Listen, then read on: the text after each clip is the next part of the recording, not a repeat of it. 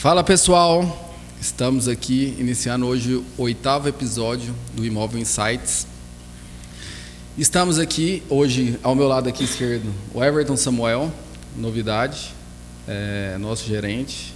Fala a palavrinha aí, Everton. É isso aí, pessoal. Meu nome é o Everton Samuel, como o Antônio muito bem frisou. Sou cria da DM Imóveis. Quantos anos?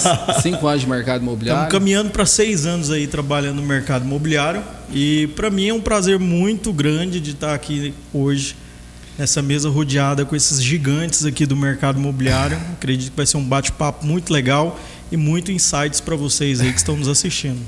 Pessoal, para quem não sabe, o Everton, eu fiz a venda da casa própria dele. Foi a primeira casa que ele adquiriu e depois se tornou corretor de imóveis, gostou demais da aquisição e veio para o mercado. É verdade. Hoje aqui estamos com 2 incorporadores de Goiânia, parceiros, amigos de longa data. Danilo Palmerston, da Palma Incorporadora. Caio Lobo, da Mitro Incorporadora, e mais conhecido aí também nas redes sociais como O Incorporador. Sejam muito bem-vindos, quero agradecer muito o convite de vocês, a presença, e estar aqui compartilhando conhecimento, informações para os nossos ouvintes, para a nossa audiência. Quero começar aqui lembrando de 2013. 2013 foi quando começamos a história, primeiro com o Caio. Caio, para quem não sabe, a gente é amigo desde os 11 anos de idade, começamos ali na 5ª série. Aí tem história. Começamos lá na amizade pessoal mesmo. E nossos caminhos se cruzaram no mercado imobiliário, nas parcerias profissionais, em 2013, né, Caio? Lá na primeira venda que eu efetuei era Vila das Brisas 2. Vale das Brisas 2 e Senador Canedo. Então foi quando eu entrei mais para o mercado de lançamento. E de lá para cá a gente só vem crescendo. Então, Danilo, o Danilo e Caio, vocês começaram, eu queria que vocês falassem um pouco mais, que vocês dois têm um pouco em comum parecido. A história, vocês sempre atuavam lá atrás, Minha Casa Minha Vida, Senador Canedo, não sei se atuava também outro, que eu também lembro ali em 2016, 2015, a gente teve algumas negociações, Residencial Ravena, e lá atrás surgiu uma parceria, né, eu acredito, do Vila das Brisas. Queria que você falasse um pouco mais de como que foi essa migração, como foi o início de vocês, serve tanto para o Caio como para o Danilo. Eu sei a história, mas que vocês comentassem para o pessoal aí. Vocês começaram, tem uma história que eu acho que já vi no seu Instagram, você começou com uma casa, né, fez permuta e dali foi. O do Caio também nos condomínios de Senador Canedo. Então, queria que vocês colocassem a trajetória desde o começo. Acho que eu vou começar a caminhar mais rápido, o Danilo é muito mais velho que eu. Primeiro, Caio, antes de você entrar aí e compartilhar com a gente, apresenta aí para quem está nos ouvindo aí, você, o Danilo, fala um pouco aí da formação de vocês, o que vocês atuam hoje, com mais detalhes, para a galera conhecer vocês. Eu sou incorporador imobiliário, formado em engenharia civil na Universidade Federal de Santa Catarina, então meu background é técnico, eu vim de obra, agora eu estou no escritório. Então eu vim com essa bagagem aqui, até antes de entrar, registrar aqui minha reclamação. Qual episódio que é? 8º. Pois é, os caras são, para quem não sabe, a DM foi a recordista de venda nos 2 últimos lançamentos nossos, e eu fui o 8º chamado para o podcast que eles criaram. 8º não, os 2 aí não tinha agenda. Dificuldade de arrumar agenda. Não tem agenda. Ó, que eu vou mostrar o print de quanto foi o convite, hein? Então, só para deixar aí essa constatação, que mesmo com tudo de prêmio que a gente entrega, todo negócio, a gente ainda fica meio de lado aí. Mas é bom demais, fica em casa aqui na ADM, é uma parceria já de longa data, desde que a ADM era só o Antônio Carlos. Então, eu fico bom, mas a minha trajetória começa como engenheiro civil, trabalhando em obras, e durante a faculdade eu fui testar. Trabalhei com estradas, trabalhei com usina hidrelétrica, trabalhei com coisas. E quando eu parei numa incorporadora, bateu. Então eu cheguei, fui trabalhar na obra de uma incorporadora, mas eu vi que era muito além de obra. Eu lembro claramente eu trabalhei num prédio comercial de alto padrão. Então, para você ter uma noção ali, era 2010, alguma coisa assim, a gente já vendia o preço naquela época, eu acho que era 12 ou 13 mil metros quadrados, em Florianópolis. Isso chegou em Goiânia tem pouco tempo, né? Tem um mês. Quase 10 anos depois. Então, era um produto de alto padrão e eu sempre fui muito obra, muita performance, produtividade e tudo mais. E, de repente, um dia a gente estava na obra lá, chegou o dono da incorporadora e tinha se instalado o Paflon preto, aquele solar, porque como era um prédio comercial, todo mundo ia mudar a iluminação e tudo, tá? Ele falou, não, o pessoal lá da obra decidiu botar ali um simplesinho mesmo, só para não ficar fio aparente, e deixaram ali, né?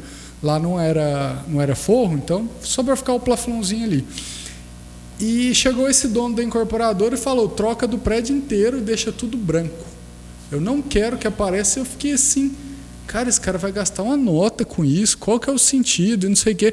Aí eu fui entender, cara, o mercado imobiliário não é só obra, não é só negócio, você tem que entender muito o que você está fazendo, o público, e a visão do cara era de alto padrão e era perfeita nesse sentido.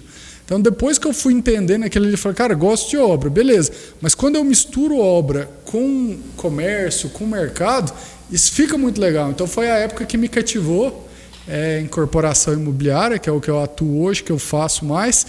E quando eu vim trabalhar, eu mudei para Goiânia ali, eu tive algumas oportunidades de trabalhar com obra pública e tal, mas eu não gostei muito, acho que por motivos óbvios, ninguém gosta de obra pública. Aí eu falei, cara, a coisa que eu tinha gostado lá atrás, nas minhas fases de teste, foi a fund sobre o mercado. Então é basicamente isso, a trajetória é de engenheiro, corta ali para 12 anos depois, hoje estou com quase 13 anos de formado, incorporador imobiliário, então esses últimos 13 anos foi batendo cabeça e aprendendo sobre mercado imobiliário. Você está com quantos anos, Caio? Você está com quantos anos? Alguns a menos. Eu sou mais velho, mas tá parecendo que você está com o cabelo mais branco do que eu, né? Pois é. Então, é mais estresse. Bom, pessoal, obrigado aí pelo convite, prazer estar aqui com vocês. Eu sou o Danilo, como os meninos me apresentaram, né? Minha trajetória é um pouco diferente do Caio aí. Eu venho no mercado desde o final de 2006, foi quando eu entrei no mercado imobiliário, então já estou fazendo aí quase 20 anos, né? É isso aí, 18 anos de mercado imobiliário. Quase minha idade. Você vê. E eu comecei lá atrás, eu sou formado em arquitetura e urbanismo, e eu brinco que eu sempre gostei de desenhar, então fui fazer arquitetura e urbanismo por causa disso, e no meio do caminho eu quis desistir do curso, minha mãe que não deixou, falou, não, você termina, depois você vai fazer o que você quiser. E depois eu fui fazer administração de empresa, fiz uma pós em ADM, enfim. Fui para uma carreira diferente do Caio, fui para uma carreira mais executiva. Trabalhei por 10 anos na Brookfield, que hoje é a Tegra, né? A Brookfield virou Tegra. Na verdade, eu comecei na MB Engenharia, que era uma empresa de Goiânia, que foi vendida para a Brookfield. E da Brookfield, a Brookfield virou Tegra depois, num segundo momento. Então, e por ali eu comecei como estagiário de arquitetura.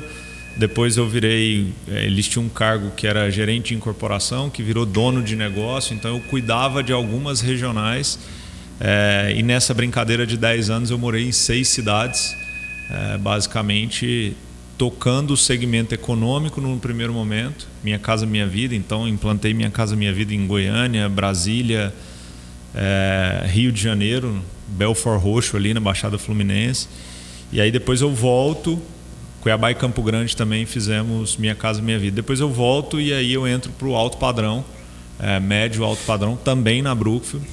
E foi quando eu assumi 3 regionais, que era Goiânia, Campo Grande e Cuiabá. As 3 praças aí eu assumi o Centro-Oeste no ano de 2014, mais ou menos. Então, isso eu falo que é humanamente impossível você ter controle de 19 canteiros de obra, 19 empreendimentos. Na época dava mais ou menos ali a gente pode estimar aí quase que 1 bi de VGV, só a carteira que eu cuidava naquela época. Então esse é um pouquinho aí do meu track record. Em 2014 eu vou 100% para a Palme. Eu comecei como Caio, né? A gente começou construindo casa em Senador Canedo também. Depois fiz casa em Aparecida num volume menor. Fiz bastante casa em Bela Vista de Goiás. Então foram as 3 cidades que a gente atuou aí e começou com o segmento econômico. Em 2014 eu saio da Brookfield, venho definitivo para a Palme. A Palme foi fundada em 2009. Eu tinha uma carreira, uma jornada dupla ali, né? De dia eu estava na Brookfield, à noite eu estava na Palme. E em 2014 eu venho full time para a Palme para tocar a operação junto com o Fernando, que é meu sócio e meu irmão. Então, em 2017 a gente lança o primeiro prédio vertical 100% incorporação nossa, né? 100% não, a gente tem um sócio lá, mas a gente tocou toda a operação. E hoje a gente tem aí 2017 em média... foi qual? O Sky Garden Flamboyant. Ah, tá. Que por sinal ficou um projeto sensacional. Eu sou suspeito para falar porque eu moro lá, né? Então, e aí de 2020 para cá, acho que foi em 2020 que a gente lançou o Vero, né? O Vero Vitar Juntos. Foi 20? Não, nós lançamos... acho que foi 2020. Foi antes da pandemia. Foi. A gente lançou, acho que foi no final de 19. Acho que foi outubro de 19 ou novembro de 19, uma coisa assim. A gente lançou o Vero Vitar Juntos, condomínio de Sobrado. E a partir de 2020 a gente fez uma joint venture, uma parceria com a Hypar. Então a gente passou a lançar 2 empreendimentos por ano. Então a gente começou esse flow aí de 2 empreendimentos a partir do ano passado.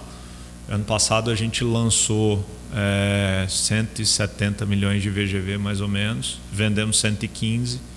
A expectativa desse ano é que a gente lance 180 e venda 180. Então esse ano a gente entra no voo de cruzeiro, que era o que a gente estava desenhando há 3, 4 anos atrás. Então esse é um pouquinho aí da minha trajetória. Bacana. Lá é você e seu irmão, né? De sociedade. Lá sou eu, Fernando, de sócio, e hoje a Hypar é uma boutique de investimentos que tem uma participação em alguns empreendimentos nossos. Bacana. A gente dá para observar aí que vocês não têm aí uma idade extensa, né? Mas em um curto prazo aí tem muita experiência aí. A barba já tá branca, viu? O queixo aqui já tá... E agora também o Caio aí como professor também, hein, Caio? Mas o que eu gosto de falar muito, empreendimentos imobiliários, desenvolvimento de empreendimento, a gente trabalha com um ciclo um pouco mais longo. Então, quando a gente fala, por exemplo, de uma startup ou de uma empresa, de um restaurante, tudo, você pegar uma startup, um restaurante que tem 10 anos, já é um projeto antigo, assim, uma startup que já foi vendida várias vezes, um restaurante que já virou ou não. Quando a gente fala de incorporadora, apesar de a gente estar falando de muitos anos aqui, é pouco tempo. Então, quando a gente olha a maioria das incorporadoras grandes e robustas do Brasil, tem 30, 40, as maiores têm 50, 60 anos. Por quê? Porque o ciclo do mercado imobiliário, a gente vai passar ali às vezes por 5, 7, 8 anos em cada ciclo. E um empreendimento pode ser que desde a concepção da área, tudo mais, dure 7, 8 anos um empreendimento. O Sky Garden deve ter sido isso, desde lá da aquisição da área até a entrega. O Sky, a gente adquiriu a área em julho de 26, em julho de 16, desculpa, e entregamos ele em maio de 23. Então dá 7 anos. 7 anos. Então, assim, são ciclos longos. Então, por isso que eu falo, beleza, a gente está falando de muito tempo, Danilo tem mais tempo que eu por causa da idade também, mas a gente está falando novos, aqui, né? De muito tempo, quando você pensa em carreira, novo. Mas quando a gente compara com incorporadoras, é um período curto. Então, assim, nosso benchmark, quando a gente conversa com outros incorporadores e tudo mais, a grande maioria, salvo algumas exceções, tem mais de 30 anos de incorporação. Já está na segunda geração. Ou está na segunda geração, ou o pessoal já começou lá atrás, mas a geração ainda está na gestão, mas eles tiveram vários ciclos, porque é um trabalho, eu gosto bastante dessa área e tudo, mas ele é um trabalho de construção. Você vai construindo equipe, vai construindo nome, vai construindo tudo, até conseguir ganhar uma robustez. Então, ao mesmo tempo que é muito bom, que é um mercado seguro, é um mercado satisfatório e tudo mais, a gente tem um problema que se tiver pressa demais, muitas vezes dá errado. Sim. Então, por exemplo, eu abri minha incorporadora esse ano que vem eu quero fazer igual o Danilo, 180 milhões. a chance disso dar errado é gigantesca. E tem um ponto interessante nessa discussão que eu acho que é válido mencionar, assim, quando a gente olha, eu sempre uso a expressão de que o mercado imobiliário, um lançamento imobiliário, ele não é uma corrida de 100 metros, ele é uma maratona de 42 quilômetros. E isso vale tanto para o incorporador que está começando quanto para o investidor. Porque às vezes o investidor, normalmente, ele é aquele cara imediatista, né? O brasileiro, por si só, ele é imediatista. Então, ele normalmente ele entra, aí quando dá uma dor de barriga ali no mercado, ele quer sair, aí ele sai no momento ruim e perde dinheiro. Então, se ele tem que ter paciência, tem que ser uma maratona ciclo, de 42 quilômetros para cumprir um ciclo de 4, 5 anos ali. E isso que o Caio colocou, hoje eu estava até tentando recapitular aqui na minha cabeça, talvez, cara, eu ouse a dizer que a única empresa que eu conheço, pegando o nosso nicho aqui de mercado mais nova, assim, que é uma empresa sólida, grande, consolidada, é a City, né, do João Gabriel e do Vitor, que tem 11 anos de mercado, muito, né? Que cresceu demais num curto espaço de tempo, né? Mas eles também têm uma ligação com a Oliveira Belo, né, que também é bem antiga já da família. Então, assim, eu falo que esse ciclo do imobiliário, um ciclo de maturação do mercado imobiliário por uma incorporadora, ele é de pelo menos 20 anos, porque você passa por 4 ciclos de 4 negócios diferentes, né? Então, se um ciclo demora 5 anos, a gente fica ali 20 anos, são 4 empreendimentos que você entrega. E aí sim você começa a ter uma recorrência, você começa a ter um track record bacana.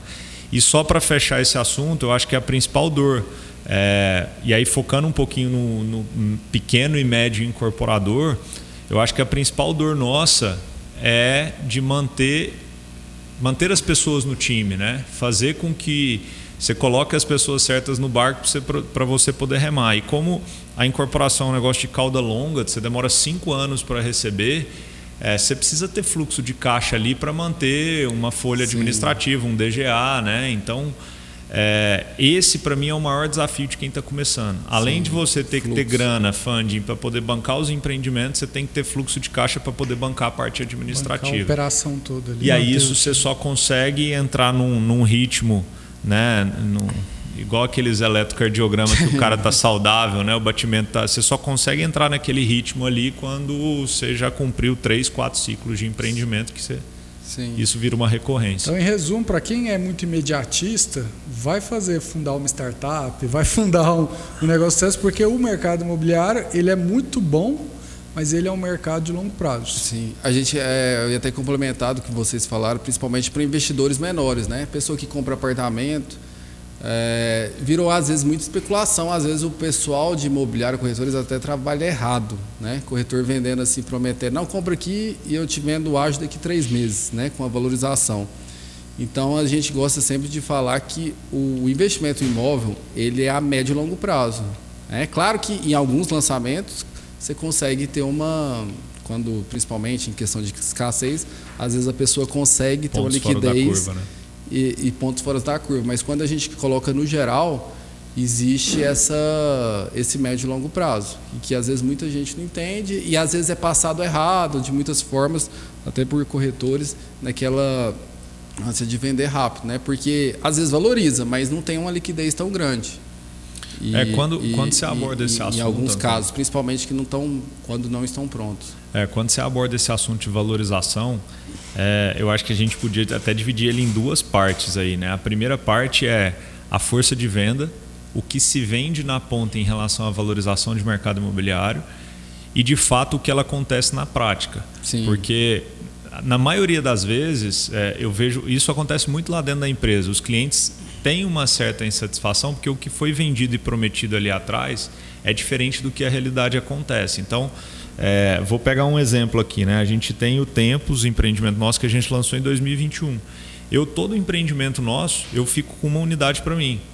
E eu entro no fluxo de tabela, mesma forma que um cliente. A única diferença é que eu não pago os 5% da comissão. Então, na largada, eu já tenho ali os 5% de benefício. Entendi. Mas, por que eu entro? Porque, cara, eu sei que ao longo de 3, 4 anos, isso daí vai corrigir além da inflação. Então acaba que no final do dia é uma poupança que eu estou fazendo para mim mesmo e uma forma de eu mostrar para o cliente investidor que, cara, eu estou no barco com você, só que você precisa ter calma. E aí chegam, às vezes, a maioria dos corretores, na ânsia de querer vender, promete o que você falou. Não, daqui 3 meses eu vendo o seu ágio. Eu tenho casos assim dentro do escritório, que às vezes o cliente chega com um produto que ele comprou, que ele fala, não, eu quero colocar isso aqui no negócio porque me prometeram uma valorização, eu quero fazer uma permuta com você e pegar um outro imóvel. Sim. Só que ele quer colocar no valor que foi prometido para ele e não chegou nessa valorização. Então, acho que tem uma linha tênue aí. A pessoa tem que ter uma paciência. Até quando a gente compara com o benchmark, eu acho interessante a gente falar, a gente está falando do mercado imobiliário, que é a nossa área e tudo mais. Mas quando a gente vai para o mercado financeiro, mercado de capitais, a gente vê que os melhores investidores, como diz assim, Buffett, Munger, essa Peter Lynch, toda essa turma lá, eles são bons de longo prazo.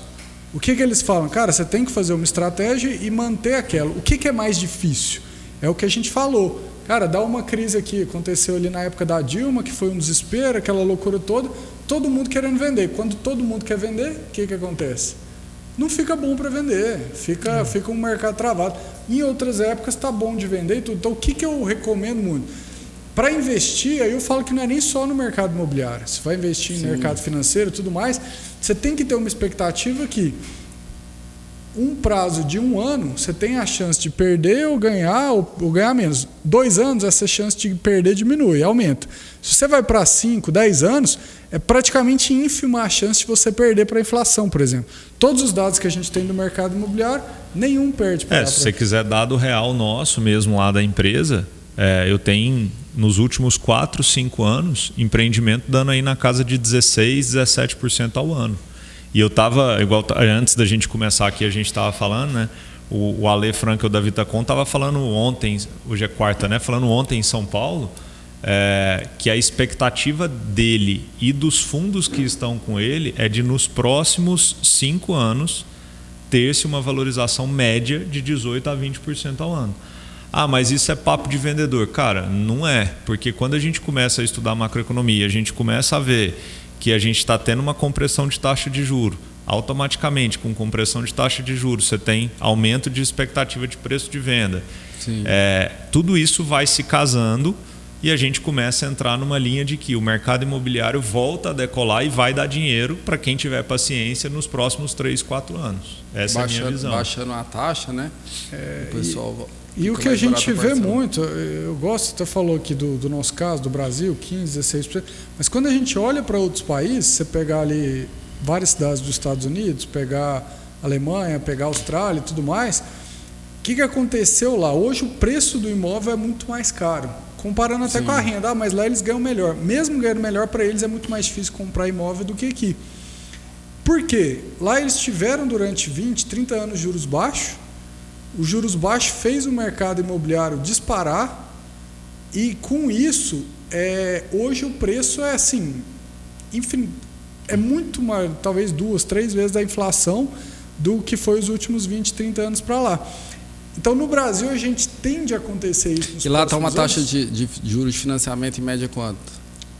Mais baixo também, né? Nesses 20 anos aí, os Estados Unidos ficou abaixo de 4%. Hoje eles bateram 6%, 7%. Abaixo do minha mas casa. Eles chegaram a 4% de taxa de juros. Que é o que também influencia muito, né? Exatamente. O que acontece? Eles baixaram a taxa e mantiveram muito tempo. A gente nunca teve um período no Brasil longo de juros baixos. A gente já teve picos, os juros dão uma baixada e depois sobe. Curto prazo. Isso não faz nem que o banco diminua tanto os juros. Por exemplo, quando a gente chegou Selic a 2%, a menor taxa que a gente tinha era de 6,5%, 7%. Por que o banco deixou esses prédios tão grandes? Juros de longo prazo, ele sabe, não, isso aí vai voltar e tudo mais. Não é sustentável, né? Não é sustentável. Então, o que tende a acontecer? Aí eu falo para o meu lado otimista. Do que eu vejo do mercado, do que eu vejo do país, eu acredito muito que o Brasil, até por conta do agro, por conta da nossa macroeconomia aqui, a gente vai ter os próximos 20 anos muito melhor do que foi os últimos 20, 30 anos. Até porque dos últimos 20, 30 anos foi uma loucura no Brasil, tanto de crise, tanto de problema. Eu acredito que esses próximos 20 anos, economicamente, vão ser melhores. Se eles forem melhores economicamente, tende a gente ter um juros mais controlado. Tendo juros mais controlado, o comparativo básico que a gente tem com esses outros países é que o preço do imóvel vai disparar no Brasil. Então, quando a gente fala de 17%, 18% de valorização por ano, eu acredito muito por esse cenário. E assim, só para fazer um adendo aqui também, assim, esse ponto juro baixo, mercado imobiliário em alta. Juro alto, mercado financeiro em alta. Né? Não, juro baixo, mercado imobiliário em alta. Juro alto, mercado financeiro em baixa. É isso, é inversamente proporcional. Então, só para vocês terem uma ideia, mês de fevereiro nós estamos fechando amanhã, né? Dia 29 de fevereiro, amanhã. Nós nunca vendemos na história da empresa o que a gente vendeu esse mês, fora mês de lançamento. Então, isso para mim já é reflexo das pessoas, a taxa de juros está descendo, as pessoas estão... O brasileiro, por natureza própria, ele é rendista. Ele gosta de deixar dinheiro em banco quando a taxa de juros, porque ele acha que o dinheiro ali está seguro. E é uma utopia, na minha visão. Então, o cara já está tirando o dinheiro do banco para levar para o imobiliário e a gente já está vendo o reflexo disso na ponta. E a tendência se esse cara souber sentar na cadeira e esperar, ele vai ganhar dinheiro nos próximos 3 anos. Essa é a minha visão. O que a gente vê, até o Caio postou esses dias para trás, essa valorização, a gente acredita, principalmente no imóvel novo, muito grande. E só que ela tem que ser estratégica, porque assim, ela não é geral, né? Às vezes você tem um empreendimento que valoriza de 20% ao ano e outro não. Então, assim, às vezes é melhor do que você ficar procurando, porque o brasileiro, ele quer procurar coisa barata. Aí ele fala, não, cadê a famosa galinha morta? O cara quer pechinchar preço. E às vezes é muito melhor você comprar um bom imóvel que vai ter uma boa valorização, um preço justo, né? Do que às vezes você comprar um negócio barato que não vai ser bom. Que às vezes você faz um projeto, não, aqui tá comparando, aqui é 10 mil reais um metro, o outro é 8.500. Não, nossa, bem mais barato. Só que lá na frente, na hora de entregar, a experiência do empreendimento, todo o projeto, isso proporciona valor, né? E o pessoal às vezes não entende isso. Isso é importante falar, porque, aí até falando aí para os corretores de imóvel que estão escutando a gente, eu vejo que a falha muito disso está na ponta. O que acontece? Muitas vezes a pessoa quer vender, independente do que está sendo vendido. O que para mim está entrando agora que está mudando a concepção? O pessoal está entendendo que eles são realmente assessores de investimento daquele cliente. E se ele não vender um bom imóvel a um preço justo, aquilo não vai ter recorrência. Então, para mim, o caminho para isso é comprar imóvel com um corretor de imóveis, mas o corretor de imóveis entendendo a função dele ali. Ele não está ali para leiloar a comissão, para fazer isso. Ele está ali para falar assim, eu estou encontrando o melhor imóvel para o meu cliente, dentro do que ele espera, dentro do que ele quer e tudo mais. Então, eu acabo apresentando para eles bons imóveis a preços justos, que é diferente dessa ideia aí de ficar arrumando galinha morta, que daqui a um tempo vai continuar sem valer nada. Porque hoje influencia muito, né? Projeto, localização do empreendimento, isso tudo vai influenciar lá na frente, se vai ter liquidez, venda, do que só encontrar um imóvel barato. Eu falei sobre isso segunda-feira, na live que eu estava lá, pegando esse gancho aí do corretor, né? O corretor que entende que ele está ali fazendo um papel não de corretor de imóveis, mas de assessor de investimento, igual o Caio falou, que isso é bem difundido nos Estados Unidos, né? Os famosos key accounts lá, os caras que cuidam das contas. Cara, se ele entender isso e entender que o cliente dele, ele não sai da base dele enquanto o cliente não receber o imóvel, esse cara tem tudo para dar certo. E aí eu recebi essa pergunta na live de segunda-feira. O que você faria se você fosse dono de imobiliária? Cara, a primeira coisa que eu faria era ter uma jornada com o meu cliente até a entrega do imóvel. E eu não vejo nenhuma imobiliária em Goiânia que faz isso. Por quê? Eu não entendo por quê. Porque o cliente é dele até o final. Você está vendendo um pedaço de papel para ele e ele vai receber o imóvel lá no final. Então, ele só vai ficar satisfeito com a sua venda se você prestar um serviço de acompanhamento até o final. Sim. Então, isso é um pouco do que o Caio fala dessa questão da assessoria. É difícil porque você entrega o cliente para a incorporadora. Sim. Porém, o que eu falo, nada é impossível da gente criar uma jornada para esse cliente em Y. Eu sou incorporadora, se a gente está alinhado enquanto jornada e expectativa para entregar para esse cliente o melhor que a gente pode fazer, Por que eu não posso correr com ele numa esteira de incorporador e você correr com ele numa esteira de cliente ao longo do ciclo da obra e isso se fecha lá na frente, entendeu? Então eu acho que é isso que falta um pouquinho no Brasil, esse cuidado de acompanhamento e fazer com que esse cliente... até elogiar a DM Imóveis nesse ponto, que a DM está lá. Quando a gente entrega os empreendimentos, vai lá, entrega a chave, participa, tira foto. Isso acontece realmente. Eu ouvi isso em algum lugar, agora eu também não lembro. Mas acho que foi o podcast lá do Alfredo Soares com o Peixoto, lá o CEO da Remax. Tá. E a Remax hoje ela é muito focada e ele fala isso, a Remax hoje é muito focada em revenda. E aí, hoje, alguns corretores que têm muito tempo de mercado, que são mais, a maioria, o foco deles são na revenda, não tanto no lançamento, e eles conseguem ter clientes de carteira. Porque o corretor que ele consegue gerar muito relacionamento, o cara não precisa, às vezes, nem fazer tráfego pago. Mas se ele tiver 20, 30 clientes na carteira, e principalmente se for investidores, ele consegue ter uma gestão ali. Mas você concorda Mas que eu concordo, as imobiliárias falham nisso. Ele pode transformar a carteira dele de lançamento numa carteira de revenda se ele acompanhar esse cara ao longo da obra. Exatamente. É mais difícil, sem dúvida. Entendeu? Mas são coisas básicas. Sim. Eu vou dar um exemplo básico aqui. Você é casado? Não. Tá. Namora? Namoro. Tá. Namoro. Você dá parabéns para sua namorada. Certo? O que custa um cliente que é um cara que está do seu lado ali quase que o tempo inteiro? O que custa você ter a data do aniversário dele salvo no seu celular e você mandar uma mensagem de parabéns para o cara? Isso é básico. E a gente não faz isso no mercado imobiliário. Entendeu? Isso. É uma falha grande. E aproveitando essa oportunidade que vocês pontuou relacionado a corretores, na minha visão, eu vejo que até mesmo na entrega do imóvel, essa jornada ela não acaba, né? Após a entrega do imóvel ali nas chaves, se o relacionamento é bom, se você consegue ter essa conexão com o seu cliente, pós-chave, não tem outro cliente melhor do que a indicação desse cliente que comprou contigo. Não só pós-chave, ao longo do caminho. Exatamente. Porque quando a gente fecha aqui, faz análise de dados das vendas da imobiliária, a gente para pensar, a gente gasta uma grana em tráfego pago. E aí, quando a gente faz assim, mais de 50% das vendas é indicação, relacionamento do corretor. E o tráfego pago é muito caro para você vender. Então, assim, quanto mais planejamento em relação a isso e fazer pós-venda, que a gente tenta ensinar todos os dias os corretores, trabalhar relacionamento e transformar o cliente mesmo num relacionamento de confiança. Porque isso aí gera indicações. É o que eu acho que hoje... em qualquer negócio, né? Cara, você vai a parte da indicação. Tem um negócio bacana um insight aí para imobiliária que eu falo é o seguinte. Não sei se vocês já ouviram falar da matriz RFV, isso, RFV, que é recência, frequência e valor.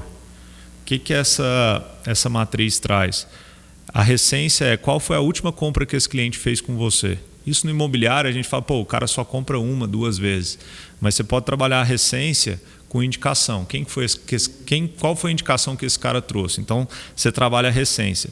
A frequência, de quanto em quanto tempo essa indicação, as indicações desse cara compraram com a gente ou ele comprou com a gente.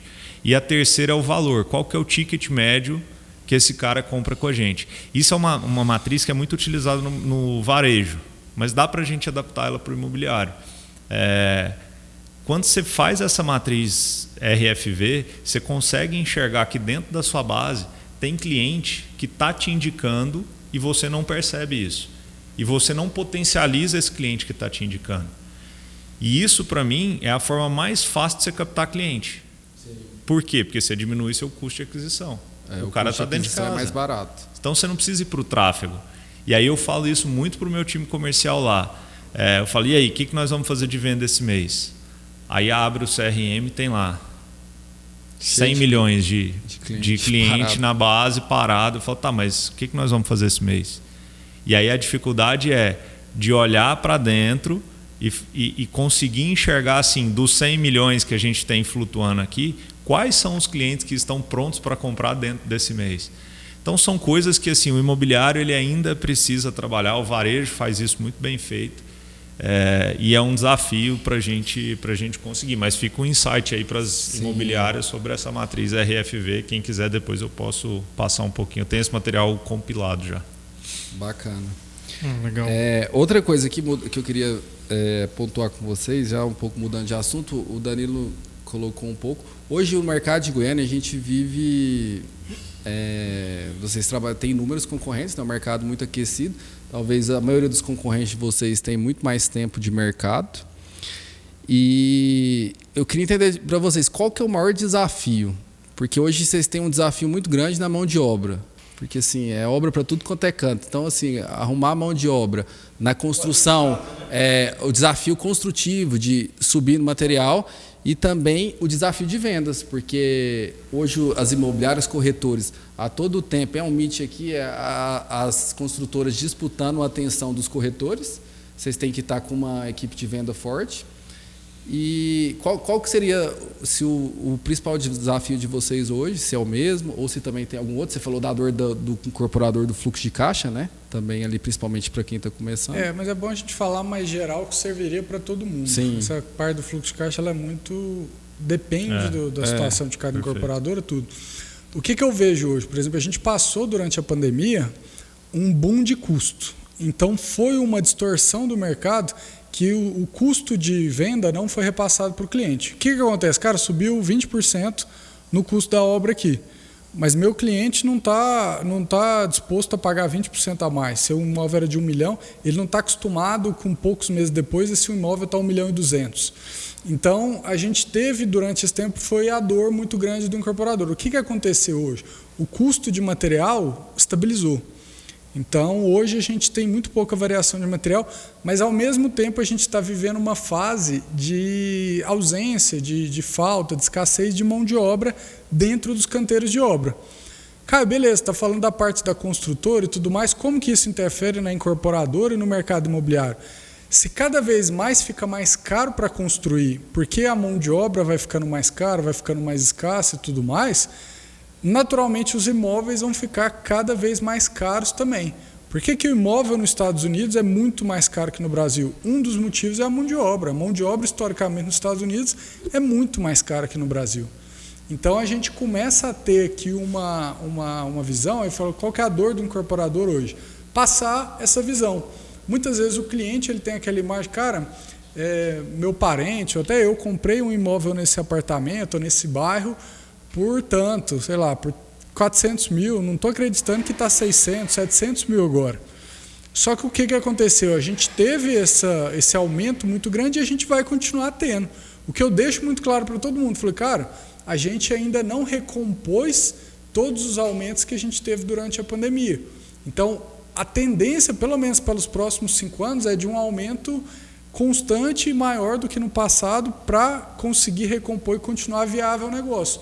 A nossa dificuldade, talvez, hoje, é porque os custos, o jeito de trabalhar está crescendo mais rápido do que o mercado está acostumado. Vou dar um exemplo real disso daí que você está falando. A gente tem empreendimento que a gente lançou de 20 para 21, que ele foi lançado a um ticket médio aí de 550, 600 mil reais. Hoje, eu entrego ele esse ano. Hoje eu vendo o mesmo imóvel de 550, 600 mil por 850. E o banco, eu recebi avaliação no mês passado, avaliação de 900 mil reais. Avaliação média das unidades, né? Sim. Então isso já é o reflexo do que o Caio falou. Assim, a gente teve um custo de produção lá atrás que a gente não repassou, ele precisa ser repassado. Isso é um ponto de aumento no preço de venda. E o outro ponto é o efeito que a gente tem, que eu falei mais cedo aqui, da questão da compressão da taxa Selic. A taxa está caindo, automaticamente os preços vão subir. Então, e aí entra a preocupação quando a gente começa a ter um mercado imobiliário acelerado, como é o mercado de Goiânia, concorrência e tudo mais, entra uma preocupação de, se o mercado está bom, todo mundo vai querer lançar. Todo mundo vai querer lançar. Sim. E as pessoas esquecem que 60% do nosso negócio é a obra. E aí é onde é o nosso maior gargalo hoje. Eu falo que são 2 frentes. Para mim é o corretor. A venda? Para mim a venda, não o corretor, né? A venda e a produção. A produção por conta da escassez de mão de obra. E lá em 2007, 2008, A gente, só não sei se vocês estavam no mercado nessa época, mas a gente teve que buscar mão de obra na Venezuela, no Paraguai, nos países vizinhos, porque era o boom do mercado imobiliário, que depois veio a crise de 2013 e a gente não tinha mão de obra no Brasil que fosse sustentável para isso. Está acontecendo a mesma coisa agora. A gente já está tendo que buscar mão de obra fora para poder suprir o volume de obra que a gente tem no Brasil. E a outra frente é a frente da venda, porque quando você é uma incorporadora que não tem ainda um volume suficiente para ter uma house própria, você fica na mão do terceiro. E aí como que você controla o terceiro? Você não consegue fazer isso, né? A prioridade dele não é a mesma da sua. Exato, a prioridade dele é venda. Seja um produto meu, seja um produto do Caio, seja um produto do João, enfim. É a venda e não o compromisso comigo. Então, quando eu posso mostrar isso para vocês depois, quando eu pego minha curva de vendas do ano passado toda, cara, é bizarro, porque a gente não consegue enxergar, fora os picos de lançamento, quem é o corretor que mais vende, porque é extremamente pulverizado. Não tem Você não tem assim, o Antônio vende, sei lá, 20 unidades da Palme por mês. Eu não tenho isso. O máximo que eu tenho são 2 unidades. Quando eu pego por corretor. Né? Então, assim, como que eu vou criar um programa de fidelização para um cara desse? Então, para mim, o maior desafio nosso está na ponta de venda e na ponta de produção. E da de construção, né? Queria só pontuar algo aqui também, saber a opinião de vocês. Eu acredito que para vocês que são incorporadores e construtores, o desafio de vocês vem muito antes de vocês simplesmente elaborarem um projeto. Nós sabemos aí a dificuldade com vários proprietários aí até mesmo para formar área, né? E tem negociações que vão aí 3, 4, 5, 6, 8 anos para você conseguir a aquisição de um bom terreno, para execução de um projeto. Como que é isso para vocês? O que vocês enxergam antes mesmo de um lançamento de um projeto? Esse ponto, a gente está na Praça de Goiânia, trabalho aqui também é Aparecida, Senador Canedo e tudo mais. Eu olho isso quando a gente olha, por exemplo, o mercado de São Paulo, eu vejo que a gente está até um pouco mais tranquilo nesse aspecto. Tem área. Goiânia, Aparecida, tudo mais tem área. Quando a gente vai para outras cidades, por exemplo, São Paulo, não tem área. A área que tem é muito disputada por incorporadoras altamente capitalizadas, porque tem capital aberto na bolsa. Então eu vejo que São Paulo é um oceano muito vermelho por terreno. Eu acho que a dificuldade de Goiânia é muito maior no preço de venda, que ainda é mais baixo, do que em arrumar terreno em si. Acho que a grande maioria das incorporadoras tem um land bank aí de terreno para fazer para frente, não tem tanta dificuldade de encontrar novos terrenos. É lógico que aquele terreno, naquela melhor avenida e tudo, ele é mais difícil, ele é mais escasso. Mas terrenos tem muito ainda. Tem a dificuldade de formar terreno, tem a dificuldade muitas vezes jurídica de um terreno, mas eu acho que falando do nosso mercado local aqui, essa não é uma dor muito grande do incorporador. A dor maior está nesse negócio, a gente tem uma dificuldade de repassar custo para o cliente por causa de cultura, por causa de o mercado ainda não adaptou, mas no terreno eu ainda não vejo tanto problema. Não sei se você vê alguma coisa. Assim, o que a gente enfrenta de problema em Goiânia de terreno é um pouquinho diferente. São Paulo, por exemplo, é escassez. Balneário é escassez. Goiânia, a gente tem o terreno, o problema é a concorrência. Então, a concorrência entre os incorporadores. Né? Então, eu recebo muito terreno. Por exemplo, eu fechei um terreno agora, numa esquina. Também desse plano diretor liberou, tem área de mar, né, com gabarito. A cidade é espalhada, né? Então você consegue ter áreas boas ainda. Então você não tem essa escassez. Mas, por exemplo, nós fechamos um terreno agora, mês passado, que a gente assinou o contrato numa região nobre, uma esquina nobre, que o cara já tinha rodado em todos os incorporadores. E aí no final do dia eu acho que ele já estava tão desgastado que assim, acabou que por sorte o terreno caiu no meu colo e eu consegui fechar um terreno excelente. Você fez uma oferta melhor? Não. Cara, no final do dia foi timing dele de cansaço. Né? A gente vê muito isso. Às vezes o cara chega às primeiras propostas, o cara não está preparado, né? E aí com o tempo ele amadurece. O brasileiro ele tem isso, né, cara? Assim, o que eu gosto do mercado americano é que nos Estados Unidos é assim, cara, essa garrafa d'água aqui ela custa $1. Ela vai custar $1 aqui, ela vai custar $1 na padaria da vizinha, vai custar $1 no supermercado, aonde quer que seja. a variação é muito pequena. No Brasil, você compra uma água dessa de R$1 aqui, você dá 2 passos na esquina, ela custa 12 na padaria da vizinha. Então eu acho que isso que instiga um pouco também os donos do terreno. Às vezes o cara recebe uma proposta ali de 70% de permuta, ele fala, 70% é baixo, vou esperar. Aí ele começa a fazer leilão, aí vem o outro oferece 80%. Aí ele já fica com o número de 80. Aí a hora que vai ver a realidade do terreno dele, de fato era o 70. Aí ele volta no cara de 80, o cara de 80 fala, não, agora passou o time. Então tem isso também, é porque né? assim, o que a gente vê, principalmente que setor torpedo, né, que aumentou, o vizinho ouve, fulano negociou lá a 70%. Aí o cara faz a conta, lá deu 2 milhões. Futuro, né? Para daqui 4, 5 anos. Aí ele quer 2 milhões. Aí ele vai lá, põe a placa lá. Aí você liga, não, 2 milhões à vista, não quero no permuta. Não. Eu quero ver. Só que aí esse cara, o que acontece? Passa 6 meses, passa um ano, aí um ano e meio, aí ele amadurece. Aí ele entende, aí ele passa uma, duas, aí passa numa. Aí passa lá na CMO, passa na IBM, e aí ele cai na realidade. Tem gente que demora um ciclo de 1 ano e meio, 2, aí assim. O que pode ter acontecido com essa área. Quando vem o ITU ali, tá. É isso aí. Cara, na verdade, essa área, assim, até abrindo um pouco essa área, a gente conseguiu matar, porque no final do dia, esse cara, assim, ele não queria fazer, não posso nem falar muito aqui, mas ele não queria fazer uma permuta pura, porque ele entende a parte jurídica e ele tinha um certo receio disso. E aí, no final do dia, a gente optou por fazer a permuta no início, depois transforma isso num contrato de compra e venda e a gente pagar o imposto. Sim. Então, quando a gente propôs pagar um imposto e isso cabia na nossa conta, foi o golaço que a gente conseguiu fechar. Entendi. Danilo, só aproveitando aqui também, eu voltei um pouquinho atrás para ver essa visão de vocês, mas voltando aqui ao ponto que a gente estava discutindo anteriormente, você falou em relação até mesmo, é muito difícil formar ali um plano de fidelidade junto a um corretor, né, para ter essa constância de vendas do seu produto e etc. O que vocês veem dentro de um profissional hoje, um corretor? Na realidade, que hoje é um consultor imobiliário, né? Às vezes é falta de nichar, às vezes é falta de fazer uma parceria com um determinado produto de uma determinada construtora. Qual que é a visão de vocês? Eu acho que nosso mercado já amadureceu muito do que era, por exemplo, 10, 12, 15 anos atrás.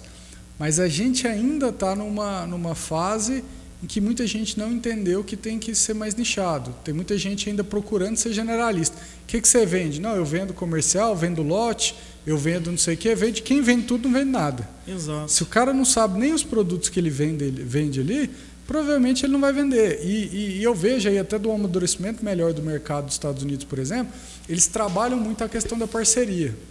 O famoso 50-50 ali. Muito forte a parceria lá, né? Muito forte. Vem com bons olhos, né? Mas aí eles entendem, falam, cara, aquele negócio ali não é o meu. Às vezes eu estou com um cliente, mas aquilo ali não é minha área de expertise. Ou eu vou perder esse cliente porque eu não vou dar conta de atender, ou eu vou buscar uma parceria com alguém que eu sei.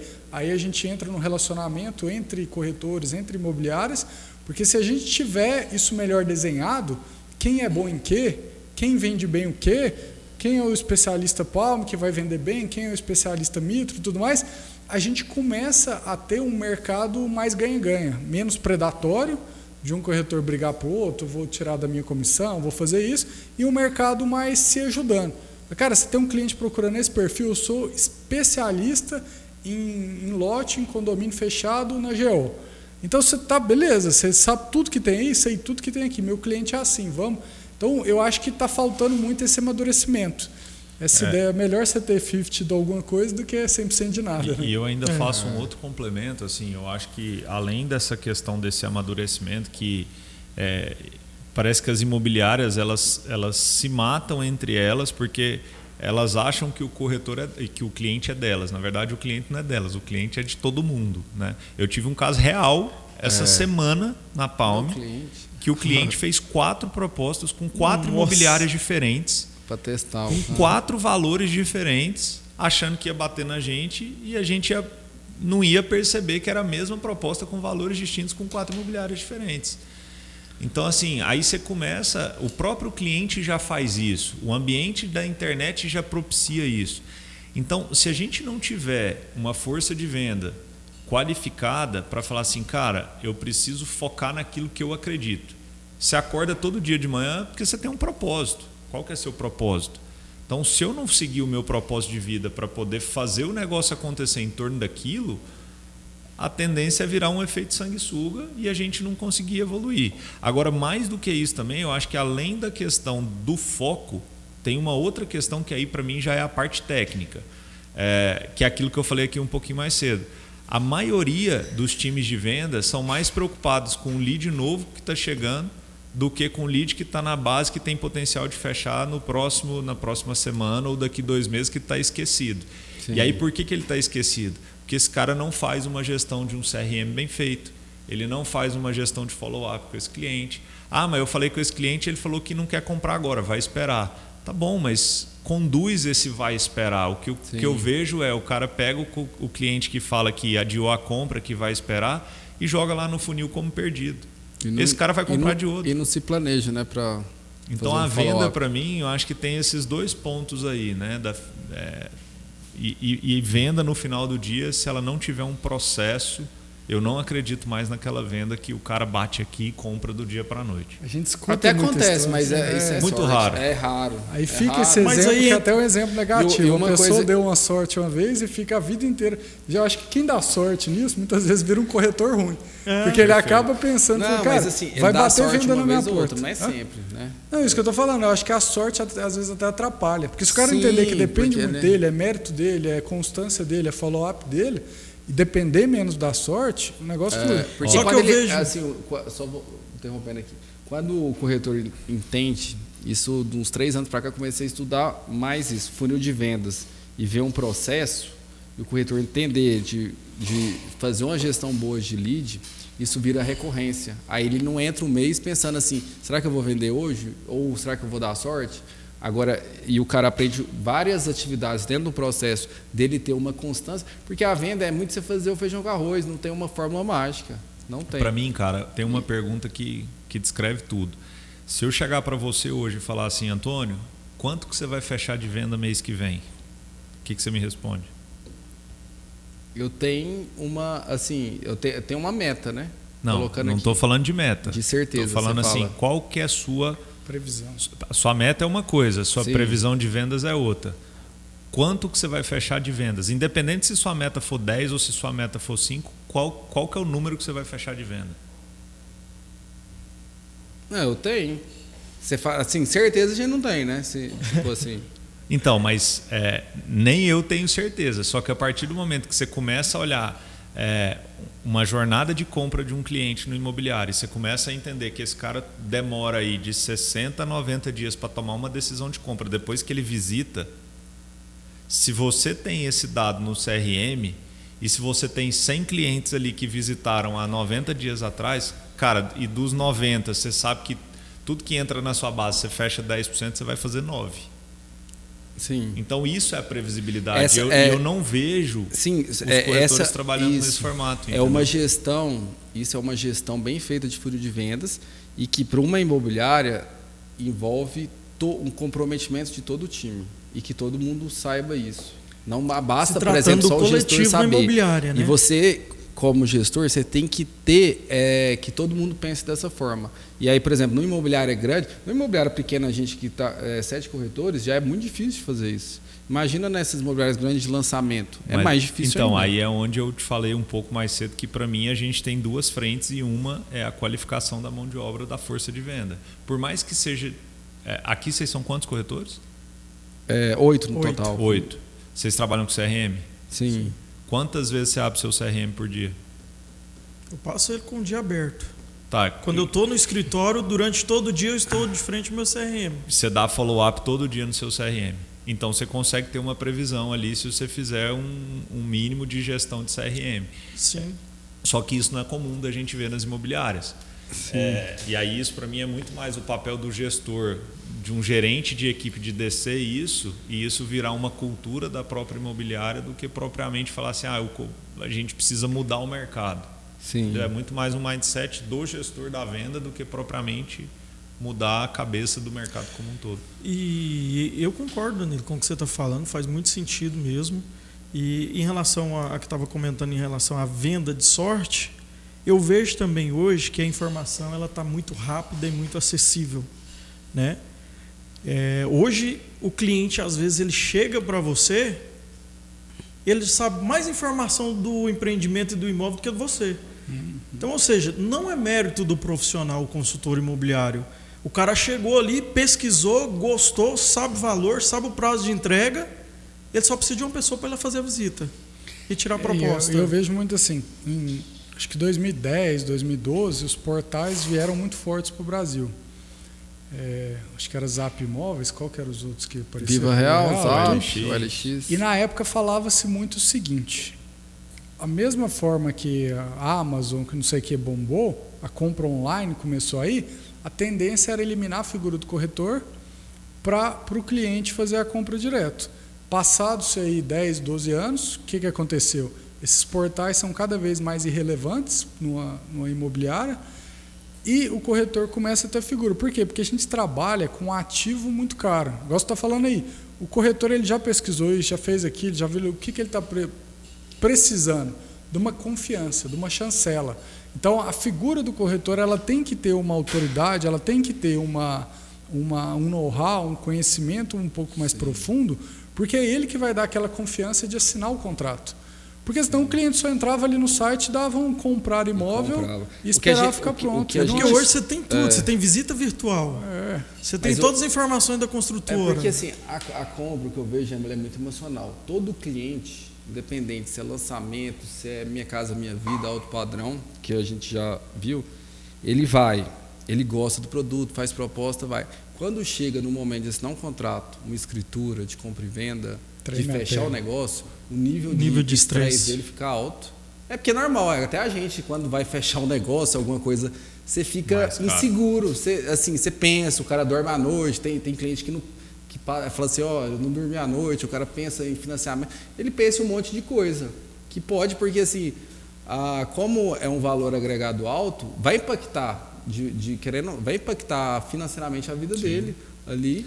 Mas você tocou no... assim, e o papel do corretor, só para concluir, é isso que é trazer essa segurança de confiar, porque assim, o corretor, o papel dele é realmente de trazer essa segurança ali e de dar um apoio moral. Antônio, isso aí, cara, nada mais assim, a gente saiu lá de 2007 de uma venda que era uma venda transacional do cara. Em 2007 você estava no mercado? Não, eu entrei em 2011. Mas você pegou ainda um boom do mercado imobiliário ali. Cara, eu tive casos de lançamento da Brookfield de torre no Gama, que eram 3 torres, o lançamento era no sábado, na sexta-feira, meio-dia, tinha fila na porta, dando volta no quarteirão para 3 torres. E chegar no sábado, 8 horas da manhã, já não ter mais unidade para vender de 3 torres. Aquele momento ali, a venda ela era transacional. O cara entrava dentro do estande e falava, se eu não comprar, eu vou perder. Eu não tinha tráfego direto, eu não tinha quase que nada. Agora a gente está numa era, que foi o que o Everton colocou, o cliente ele já chega na mesa com todos os produtos comparados. E se você não fizer uma venda relacional com esse cara, de conduzir ele ao longo do processo e tirar esse senso de que eu estou sendo passado para trás, eu vou perder, é uma dívida muito cara, é um bom negócio. Isso para mim é na relação. Sim. Né? E aí o que a gente vê, na maioria das vezes, é o corretor querendo forçar a venda. Sim. E tem que forçar mesmo, só que tem que saber forçar, porque esse cara não está comprando, o cara nunca está comprando uma calça jeans. Sim. Né? Tem que forçar mesmo, só que é uma linha muito tênue, cara. Sim. Então a gente saiu de uma venda transacional para uma venda. O corretor ele tem o desafio de quebrar aquela, porque assim a pessoa julga o corretor como vendedor, falando, esse cara está querendo vender aqui por causa que ele quer ganhar a comissão dele. E assim, isso. Então assim, o corretor hoje cada vez mais ele tem que estar muito preparado de mostrar mesmo ali que ele é um profissional, uma autoridade, um especialista, porque com isso ele consegue passar essa segurança, sem ser aquele vendedor chato que está pressionando e mostrando e querendo, pensando só em ganhar. E tem um ponto, todo lugar que eu vou eu conto essa história, cara, quando me falam de corretor, porque eu acho, o Felipe da Altmove teve aqui esses dias, né? Sim. Eu gosto demais do posicionamento que o Felipe toma em relação à venda. O Felipe já vendeu muito imóvel pra gente e, cara, ele faz um negócio que a primeira coisa que quando ele senta com o cliente, ele fala para o cliente assim, ó, eu estou aqui para te ajudar a encontrar o imóvel que você precisa. Agora, se você começar a procurar imóvel com outro corretor, eu não sirvo para te atender. É um posicionamento. Ele bacana. tem que ter esse posicionamento, que ter. só que ele tem que saber também comunicar isso. Sim. Exato. Porque dependendo do jeito Pra que ele não ser comunica, grosseiro, isso pode parecer uma isso pode, arrogância. Sim. Mas, cara, olha, na primeira sentada que ele tem com o cliente, ele já passar isso para o cliente, ele já empodera ele de falar assim, puta, esse cara é diferente. Ele vai me ajudar a resolver e não está querendo só ganhar a comissão dele. Se eu quiser comprar um galpão ou uma penthouse no último pavimento do Sky Garden, esse cara vai me atender. Ele vai achar o imóvel para mim. Esse é o tipo de profissional, entendeu? Que ele tem um foco 100% no cliente. Mas é assim que tem que ser. Exato, é assim que tem que ser. Quem compra é cliente. Muitas vezes também o cliente ele não sabe, isso aqui eu também já passei muito na imobiliária, de posicionar, por exemplo, principalmente no imóvel revenda.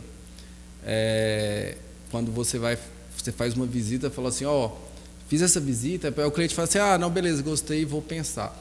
Aí você vira e fala assim, Danilo, se você vê algum outro empreendimento que se você te agrade e que você goste, eu posso trabalhar, já que a gente tem esse relacionamento, e posso trabalhar para você numa melhor negociação, para te ajudar. Porque às vezes tem gente que fala assim, o cara viu aqui, aí ele viu um imóvel anunciado lá na Urbs, às vezes o cliente ele não sabe que esse corretor que me atendeu até gostou do atendimento, não tem nada contra o corretor, mas às vezes ele não sabe que esse corretor poderia buscar uma parceria com a Urbs e o mercado funciona assim. Principalmente mas isso revenda. é o que a gente falou do amadurecimento do mercado. Isso, ele não é só das imobiliárias. Mas o próprio corretor, muitas vezes, ele não comunica isso. Assim, porque o grande objetivo da primeira visita é gerar esse relacionamento e comunicar que ele pode se tornar o corretor ali e representar o cliente a partir desse momento. Eu bato muito na tecla na rede social. Beleza, tem que educar o corretor, tem que educar toda a equipe ali for de venda, mas a gente tem que educar o cliente também. O Danilo falou, muitas vezes a jornada do cliente é de 3, 6 meses, 1 ano. Por quê? Porque ele precisa ainda validar a informação, ele precisa ir. Se a gente já consegue trazer essa validação, digamos assim, trazendo a confiança, trazendo a educação, para ele entender o que é melhor para ele e tudo mais, a venda fica mais fluida, dá menos atrito, treme menos na hora de assinar o contrato. Então eu acho importante o mercado entender que o amadurecimento desse mercado, das relações entre as imobiliárias, tudo, vai passar também pela educação ao cliente. O corretor saber educar. Eu vejo aí, falando mais uma vez, comparando com os Estados Unidos, eu acabo vendo que o corretor e a imobiliária é muito mais respeitada nesse quesito. Então ele chega lá e fala, é cliente meu, é isso, tudo, acabou. Então tem uma relação muito mais madura, até porque o cliente não está fazendo leilão entre vários corretores, o cliente ele está entendendo que o corretor está ali para a jornada. Então eu acho que isso é um processo nosso, melhorou dos últimos 10 anos para cá, mas eu acho que a gente ainda tem um trabalho aí pela frente. Eu tento trazer isso um pouco em rede social, mas a gente tem um trabalho aí pela frente de educar também quem está comprando. Fala, cara, você vai comprar, você vai ter gasto com documentação aqui, você vai ter isso aqui, a expectativa de valorização é essa, o que acontece é isso. Tudo que você vai trazendo, ele já entra mais... E olha o tanto que isso é interessante, cara, assim, só para a gente não delongar no assunto, mas esse cliente que eu comentei com vocês, que entrou com 4 propostas distintas, em 4 imobiliárias distintas. Das 4, 3 chegaram no intervalo assim, uma hoje à noite, a outra amanhã de manhã, a outra meio-dia, e uma não chegou, a gente só ficou sabendo depois. Ele fechou a proposta de maior valor, não era mais barata das 4 que ele tinha feito, era de maior valor, porque ele queria fechar com aquele corretor. Agora, alguma coisa de diferente tem naquele corretor. Mas ele fechou na de maior valor. Olha que loucura isso. Então, assim... Passou credibilidade, confiança. É tudo isso que a gente está discutindo. É o amadurecimento, entendeu? E no mercado de lançamento, né, acontece muito isso. Aconteceu isso comigo uns 4 anos atrás. O cara tinha mandado a proposta, aí chegou, o corretor da Urbs foi lá, baixou a comissão, aí chegou a proposta, aí o gerente lá da CMO me ligou, o Alisson, 2 propostas, tal, E aí, aí depois ele veio me falar, não, porque a pessoa me fez uma diferença aqui, e eu, naquela negociação, mas acabou que conseguimos fechar e deu certo. Em algumas situações o cliente também é um pouco complexo.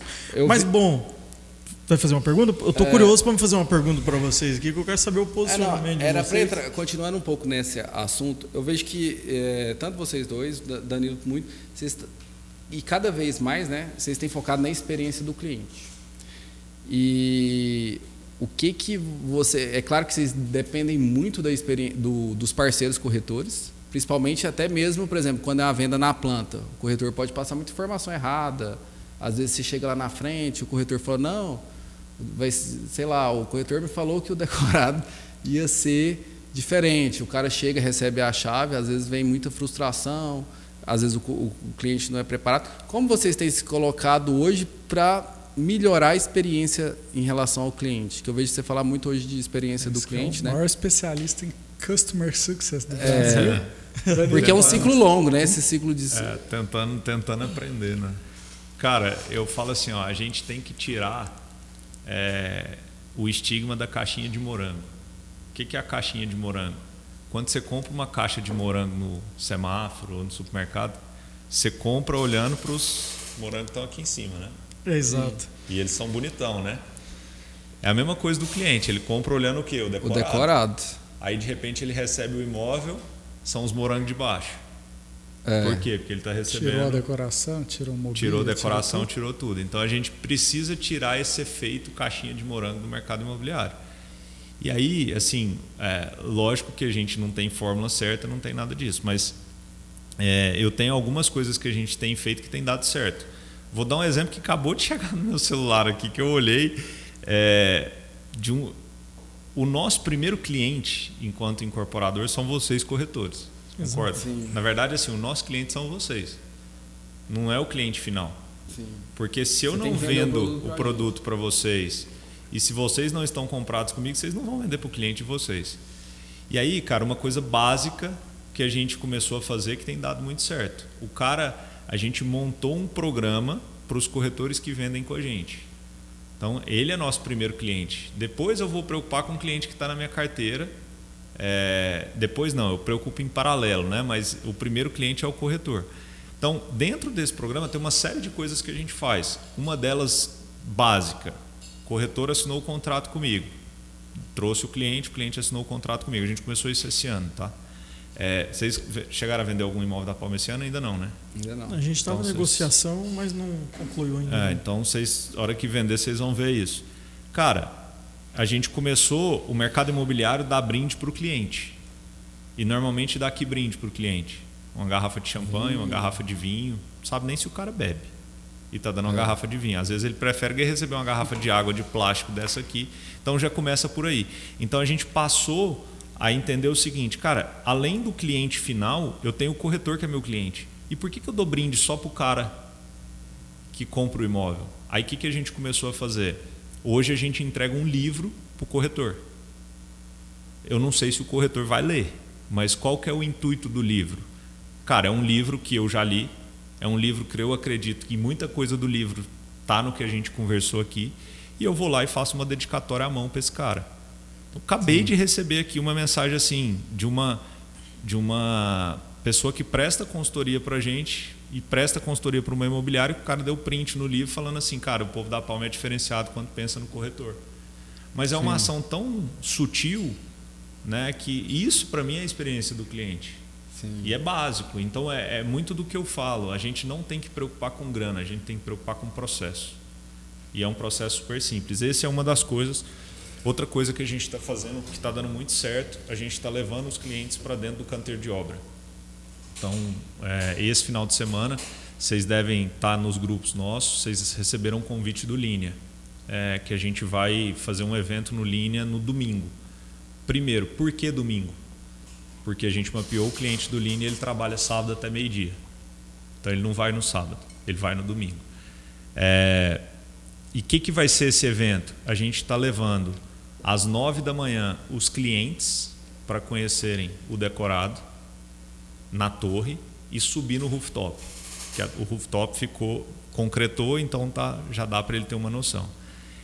Em paralelo, eu viro para esse cliente e falo assim, cara, vamos lá comigo, eu tenho um NPS, esses caras são promotores da marca. Sim. Aí eu pego os promotores e falo assim, se você tiver algum amigo que você queira levar para mostrar o apartamento que você comprou, chama ele para ir lá no domingo. O amigo vai estar domingo de manhã fazendo o quê? Às vezes, porra nenhuma, né? Nada, está em casa assistindo o Esporte Espetacular. Então, ele leva o amigo. E aí, em paralelo, às 11 horas da manhã, então ele chega às 9, junto com o amigo, visita a obra, sobe no rooftop e desce. A hora que ele desce, eu vou falar para ele de repasse. Aí eu vou falar assim, então, você já está aqui na obra, a gente já pode fazer o financiamento seu de obra com o banco financiador da obra. Você vai ter o benefício X, Y, Z, repassar antecipado, tal. A hora que eu termino a minha fala, começa a feijoada. E aí quem que está na feijoada? O cliente e o amigo. O amigo e o corretor que tem cliente não fechou ainda. Por quê? Porque aí eu junto em 3 bases pessoas distintas. O cara que já é cliente é promotor da marca. O cara que está no limbo ali para saber se compro ou não compro. E tem grande chance desse cara que é cliente influenciar ele. E o amigo vendo tudo isso também pode virar potencial de compra. Então, são coisas assim mais processuais que a gente tem feito do que propriamente gastar grana. E aí a gente deixou de fazer um evento de visita de obra, um evento de repasse, um evento de comercial. A gente faz tudo num evento só, gasta menos dinheiro e às vezes a gente deixa o processo muito mais fluido e com rebote de venda que a gente quer ter. Até falando de experiência do cliente, aconteceu um negócio lá na empresa, vou dar esse caso, porque quem já falou mais, é especialista em Customer Success, é o Danilo. Mas o que aconteceu? Depois do WhatsApp, todo mundo só fala pelo WhatsApp, ninguém liga mais na consultora. Manda mensagem, tudo, e a gente tinha os bots lá na consultora. Então, vai ligar, você quer falar com isso, você quer fazer isso, você quer resolver isso? Então, era tudo por bot. Então, muitas vezes, o cliente não conseguia nem falar com alguém. E é o que a gente passa raiva em telefônica, em companhia aérea e tudo mais, que é um parto para você conseguir falar com qualquer pessoa e você tem uma experiência muito frágil. O que a gente fez lá? Tirou. Falou assim, cara, deixa o cara mandar mensagem. Mas vai demorar meia hora para responder. Demore meia hora, mas uma pessoa responda. E o que a gente teve uma assembleia de condomínio com os clientes falaram, cara, gostei da experiência de comprar, gostei do atendimento e tal, porque eu achei uma empresa muito humana. Eu fiquei pensando assim, cara, esse tipo de elogio eu nunca escutei. Humano, a gente é humano, a gente é gente. Só que muitas vezes a gente tira esse lado pessoal. Eu vejo todo mundo querendo automatizar tanto o processo que automatiza relacionamento. Relacionamento não é automatizável. Então, na experiência do cliente, se o cliente está tratando com pessoas, isso acaba sendo uma experiência muito melhor para ele. Então, a gente tenta buscar isso. Fala, cara, deixa eu tirar a máquina de falar com o cliente. Mas você não gosta de inteligência artificial? Gosto, a gente quer aplicar em vários processos, várias coisas. Mas na hora de atender o cliente, eu quero que seja gente. Porque o cliente quer isso também. E tem um ponto, eu vou puxar o gancho disso daí, porque aí a gente vai para a teoria do CS, que é bem bacana, que é assim, falei que o cara quando você pega esse assunto, o que eu faço hoje? Às vezes a gente não tem sucesso com o cliente conversando com ele pelo WhatsApp, mas a gente tem sucesso conversando com ele pelo Instagram. Isso é loucura, cara. Cada um quer conversar por uma ferramenta diferente. E aí, o que a gente começou a fazer? Quando o cliente compra, a gente faz uma vídeo com o cliente. Para entender, eu brinco que é quase que um Globo Repórter, né? O que faz, onde vive, onde mora, o que come. O nosso time de CS tem um script de pergunta e ele tem que sair dali com uma ficha de resposta desse cliente. Quando a gente pega isso, a gente imputa isso dentro do CRM. Então eu sei se esse cliente gosta de conversar pelo WhatsApp, pelo Instagram, por ligação, por e-mail. Então, a hora que eu preciso falar com esse cliente, se ele gosta de falar por ligação, eu não vou mandar o WhatsApp. O time de CS entra na ficha dele e já sabe que esse cara quer falar por ligação e liga para ele. Então, esse é o primeiro ponto. E o segundo ponto do que você falou, Caio, é a teoria do CS, porque o Customer Success ele começou com as empresas SaaS, né? Lá atrás nos Estados Unidos. Então, qual que é a teoria? Cara, você tem 3 formas de ter relacionamento com o cliente. Você tem o high touch, o low touch e o tech touch. Qual que é a diferença entre os 3? O tech touch é aquela empresa de tecnologia, como uma Netflix, que você quase nunca Você nem liga. quer ligar. Você não liga. Você conversa com um cara por e-mail ali, às vezes você quer resolver um problema, você manda um e-mail, manda uma mensagem aqui, você resolve o problema na Netflix. Isso é ser tech touch, é quando você faz o relacionamento 100% por tecnologia. Quando você faz o relacionamento low touch você começa com um chatbot e chega num determinado momento você vira isso para humanização. Então, exemplo, Natura. Cara, quando você vai falar com a Natura, você entra lá na conversa com eles, é chatbot, a grande maioria é low touch hoje. Você entra lá no chatbot, começa e isso vira depois para o humanizado. O imóvel, ele não, na minha opinião, ele não pode ser low touch, não pode ser tech touch, ele tem que ser high touch, que o high touch ele é 100% humanizado. Então hoje eu não tenho, a nossa base hoje está com quase 400 clientes, a gente não tem chatbot para falar com 400 clientes. É loucura? Cara, é loucura. Se eu precisar ter 10 pessoas no time de CS, eu vou ter 10 pessoas no time de CS para falar com esses caras. E a entender muito o momento que a gente está. Eu até, no livro lá do Jota, eu escrevi uma parte sobre inteligência artificial. Um abraço aí para o Jota também. Jotinha do Bigode. Obrigado. O que eu falei lá? Cara, a gente está entrando numa era em que muito profissional vai ficar obsoleto. Cara, o que você faz, às vezes, algumas pessoas ali dentro da nossa estrutura, dentro do nosso escritório, não vai precisar de uma pessoa para fazer aquilo. A inteligência artificial vai fazer muito melhor, muito mais rápido e muito mais assertivo. Então, beleza, cara. O que vai acontecer? Vai acabar? Eu falei, não. Pela primeira vez, o foco da incorporadora, o foco de quem atende, vai estar no lugar certo. O que é? Relacionamento. Então a gente vai ter incorporadoras, às vezes, com 10 pessoas, 15 pessoas no time de CX e 2 pessoas no time financeiro. Perfeito. 3 pessoas. Por quê? Porque é onde importa. Aonde a gente quer gente é na hora de tratar. Processo interno e tudo, software, tudo, a gente resolve no inteligência artificial, e software e tudo mais. Mas o relacionamento a gente não vai resolver assim. Então eu acho que falando de experiência do cliente, a tendência é cada vez maior, as construtoras sejam mais automatizadas, os incorporadores, até as imobiliárias, esse negócio de processo e tudo mais, e sobre mais tempo, não é nem sobra porque isso tem que ser uma decisão mais ativa, mas seja investido mais tempo no relacionamento com os clientes. Então eu sou muito otimista com esse futuro também nesse ponto, porque eu acho que as incorporadoras em si, elas vão ser cada vez mais uma plataforma de relacionamento ali. E eu estou relendo um livro agora que eu li no ano passado, fica a dica aí, chama Desmarketize-se, do João Branco. Ele fala exatamente sobre isso, que o marketing não é aquele marketing, não pode ser mais aquele marketing apelativo. E ele até, hoje eu estava vendo um post dele, ele estava falando exatamente sobre isso, assim, um time de futebol do interior de São Paulo tirou todos aqueles patrocínios da camisa e está com um patrocinador master, que é a Consul. O que a Consul fez? Não colocou nada na camisa. Aí qual que foi a sensação que gerou no time, quando o time entrou em campo? Estão sem patrocinador. Aí automaticamente isso deu um efeito de marketing rebote, porque foram tentar descobrir por que o time estava sem patrocinador. E no final do dia descobriram que era a Consul, e a Consul só tinha colocado uma etiqueta aqui atrás na camiseta dos caras. Olha que loucura. Eu acredito muito nisso. O time pequeno deu muito mais repercussão que às vezes o patrocínio lá do Palmeiras, lá, que paga o bilhões. Então, para mim é isso, é o desmarketismo, humanização da marca. Aquela publi que o pessoal vê que não é paga, né? Igual acontece com muito influencer aí, e aí depois eles vão lá e fecha o contrato. Eu acredito que no mercado imobiliário realmente tem que ser ali tete 100% humano, olho a olho, tete a tete.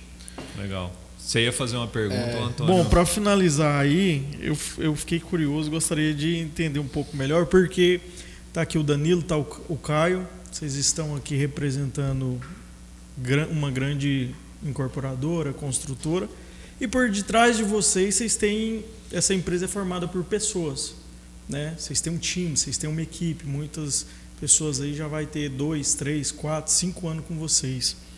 Então a pergunta é, diante de um grande obstáculo ou um grande problema, o que fazer, como agir, como se comportar?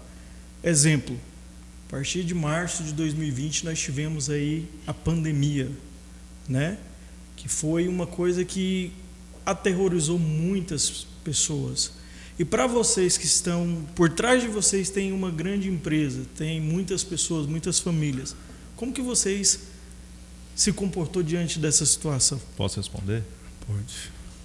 Cara, para mim são duas coisas: ser transparente e olhar para as pessoas. E eu falo isso assim até com propriedade, porque quando veio a pandemia, eu estava com mais ou menos uns 50 para 60 colaboradores no canteiro de obra do Sky Garden. Tinha alguns no Tempos, tinha o Sky e tinha o Vero, né? E a primeira decisão nossa foi: não desliga ninguém. É para manter todo mundo. A gente vai sacrificar a caixa, mas vamos manter todo mundo. Então, no final do dia, eu falo muito de transparência. Então, assim, eu tento ao máximo descer para o time tudo o que acontece dentro da empresa. A gente tem uma reunião que é toda segunda-feira às 11 horas da manhã, que eu paro a empresa para contar o que aconteceu na semana e o que a gente espera que aconteça na semana seguinte. Então, esse é meu principal valor: ser transparente com tudo e com todos. E no final do dia, olhar para as pessoas e se colocar no lugar das pessoas. Eu acho que a gente vive num momento que é muito diferente a relação das pessoas com o trabalho, da relação com a empresa. Antigamente tinha aquela pessoa que às vezes odiava o trabalho dela e ficava lá 30, 40 anos daquele trabalho odiando todos os dias. Hoje a gente vê, principalmente as gerações mais novas, não querem ficar num ambiente que não, digamos assim, que não se sente bem e tudo mais. Às vezes isso é até mais importante do que a própria remuneração. Cara, eu sou valorizado aqui, tenho uma perspectiva de crescimento, tem transparência, eu sei o que está acontecendo aqui. E aí você falou muito de problema, falou, cara, acontece problema, acontece pandemia, eu gosto muito da frase que o problema não é o problema é o que você faz diante do problema. Então, assim, cara, problema acontece para toda empresa, para todo mundo.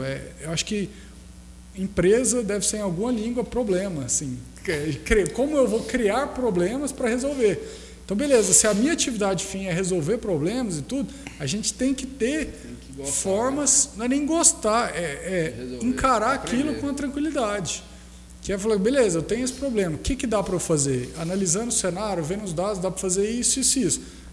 Aí é a parte da gente trazer aqui. Por que vocês acham que é melhor nesse ponto, naquele? Não, melhor é isso. Então vamos para esse caminho, então vamos para aquele caminho.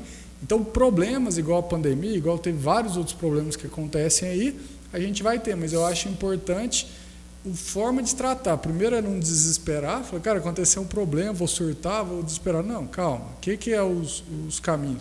Outra coisa é trazer a equipe tem que estar ciente, tem que estar todo mundo sabendo o que está acontecendo, e eu acho que aí acaba que a gente fica mais adequado a esse tempo que a gente vive hoje, né? Eu vi uma palestra uma vez do Marcelo Borba, lá da MB. Da MB Engenharia.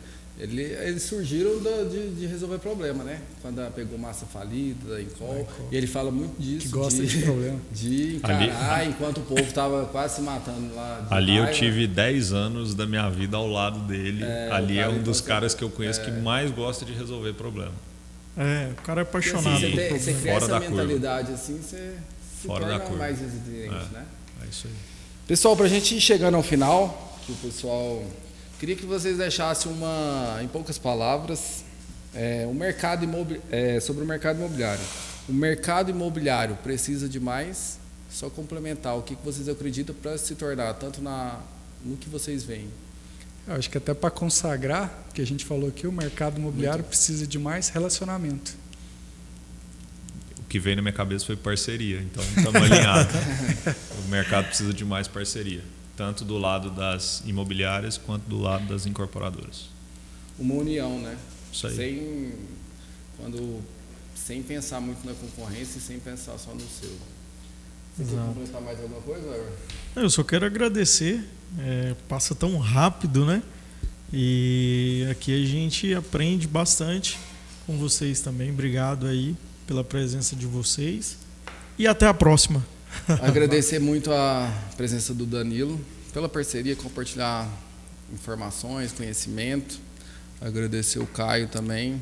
O Caio também tem que agradecer até muito aqui pelo fato desde lá atrás no mercado imobiliário eu tinha dúvida se eu continuava ou não. Então foi em 2013 ali, quando a gente começou em Senador Canedo, que deu uma guinada na imobiliária. Eu lembro ali no Jardim Bougainville, que a gente fez um lançamento lá. Já passei muito naquela pontezinha ali. Viu? Naquela pontezinha lá, naquele condomínio. Então, assim, então a imobiliária hoje nasceu muito da parceria, junto com a Mito Consultor, do Caio lá atrás. Então, se hoje a gente chegou aqui, devo muito a agradecer a parceria. E obrigado vocês. E o mercado é isso, né? Quanto mais a gente tá junto, mais a gente cresce e soma forças. Isso aí, brigadão quem escutou a gente, fico satisfeito, igual eu falo, na DM eu estou em casa, então para mim aqui é sempre bom vir, eu venho muito aqui, então para mim é muito bom falar aqui, tá conversando aqui dentro. E brigadão em todo mundo, sempre que quiser falar de mercado imobiliário, trazer, eu estou à disposição, Danilão também está sempre pronto aí. E é isso, gostamos muito desse mercado que a gente atua, eu particularmente sou apaixonado, não me vejo em outro segmento, outra profissão. Para mim, mercado imobiliário é uma fonte inesgotável de desafios e de felicidades ali. Então, para todo mundo que atua nesse setor que está escutando a gente, saiba que os próximos anos são promissores para a gente. Show de bola. Aproveitar a oportunidade aqui, se você quiser complementar alguma coisa também, mas divulgar as redes sociais de vocês aí. Bom, obrigado aí então pelo convite. Pela bagunça de agenda, né, Antônio? Fiquei naquela, para mim era às 8, não era às 8, enfim, mas deu tudo certo. O importante é que a gente está aqui gravando. E contem comigo. De novo, também sou um entusiasta e gosto também da parte de... Estudo muito, gosto da parte e eu falo que a gente aprende mais ensinando. Então isso aqui para mim é um prazer. É como se a gente estivesse sentado num boteco tomando cerveja. E quem quiser aí, @Danilo Palmerston no Instagram. Valeu, obrigado. Valeu. O meu é O Incorporador. @O Incorporador, só procurar lá, vocês vão ver muita coisa de mercado imobiliário. E continuamos com toda semana gravação, quarta-feira, Imóvel Insights. Vamos começar com série de parceiros, incorporadores, corretores e também clientes, para estar trazendo de todas as pontas depoimentos, conhecimentos, informações sobre o mercado imobiliário. Confiram a agenda, inscrição no que canal. Inscrevam-se no canal e a partir de março, a partir da semana que vem, março e abril, a gente vai lançar as novas agendas dos nossos convidados. Beleza? Obrigado, um abraço, galera, e curtam o nosso canal.